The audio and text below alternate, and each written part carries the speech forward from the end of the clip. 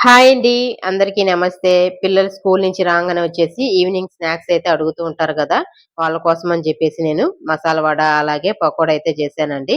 వేడి వేడిగా క్రిస్పీగా ఉండే పకోడా అయితే చేశాను. ఎలా చేశానో చూపిస్తానండి ఈ వీడియోలో. ముందుగా వచ్చేసి నేను పప్పునైతే ఒక 2 సార్లు బాగా కడిగేసి ఒక గంట సేపు పాటు నానబెట్టుకుంటున్నానండి. ఒక 2 గ్లాసుల పప్పు అయితే వేసుకున్నాను నేను. శనగపప్పు అనేది ఎక్కువ సేపు నానాల్సిన అవసరమే లేదండి. ఒక గంట సేపు నానితేనే చాలు కదా! ఆ తర్వాతొచ్చేసి పప్పునొచ్చేసి నేను మిక్సీకి జేసుకుంటున్నానండి. కొంచెం ఒక్కలు ముక్కలుగా అయితే మిక్సీ జేసుకుంటున్నాను.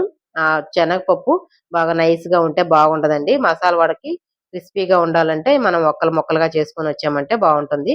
ఇందులో వచ్చేసి కొంచెంగా అల్లం ముక్కలు, అలాగే కరివేపాకు, పచ్చిమిర్చి, కొత్తిమీర, అలాగే స్పైసెస్ వచ్చేసి ఒక అర స్పూను కారము, సోంపు, అలాగే జీలకర్ర, గరం మసాలా ఇవన్నీ వేసి ఒక 2 ఉల్లిపాయలు, ఉప్పు ఇవన్నీ వేసి బాగా కలిపేసి మనము వడలైతే తట్టి వేసుకుంటామండి. నూనెయితే నేను ప్యాన్‌లో పెట్టున్నాను ఆల్రెడీ స్టవ్ మీద. ఇవన్నీ వేసి బాగా కలిపిన తర్వాత గరం మసాలా వచ్చేసి కొంచెంగా వేసుకుంటున్నాను నేను. ఇవన్నీ వేసిన తర్వాత కొంచెంగా పుదీనా ఉండి, అలాగే బియ్య పిండి కొంచెం ఉన్నా గాని బావుంటుందండి. క్రిస్పీగా వస్తాయి వడలైతే. ఇప్పుడైతే నేను అన్ని వడలుగా తట్టి తట్టి వేసుకుంటున్నానండి.